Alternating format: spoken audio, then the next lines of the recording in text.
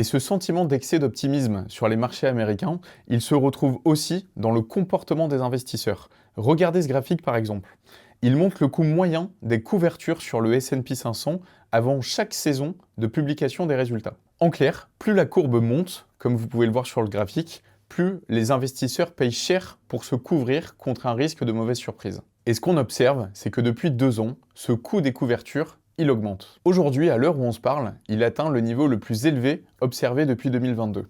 Et 2022, on fait une petite rétrospective, ça a été une année catastrophique sur les marchés américains et notamment les valeurs technologiques qui, rappelez-vous, à l'époque, avaient chuté de 33%. Finalement, ce que tout ça traduit, c'est une sorte de méfiance silencieuse. Les investisseurs savent que les valorisations sont actuellement tendues, qu'elles intègrent énormément de bonnes nouvelles et qu'à ces niveaux de prix, le droit à l'erreur, il est finalement très faible.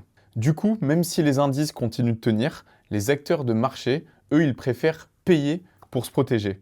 Un peu comme si tout le monde souriait avec un gilet pare-balles sous la chemise. Et pendant que les gérants de fonds se montrent du coup plus prudents, regardez ce qui se passe du côté des particuliers. Ce graphique montre les flux des investisseurs particuliers, ce qu'on appelle le retail, sur les actions américaines. Et le constat, il est très clair, ces derniers n'ont jamais été autant exposés au marché actions depuis les 10 dernières années. Rappelez-vous, aux alentours des années 2000, juste avant l'éclatement de la bulle des dot-com, en France, tout le monde parlait d'acheter des actions France Télécom.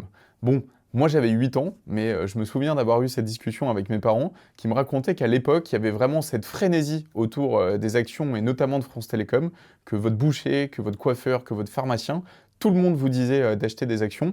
Et ça, pour le coup, c'est très souvent un signal justement de marché totalement euphorique et un signal qui doit plutôt vous alerter justement sur le potentiel haussier résiduel de ces mêmes marchés.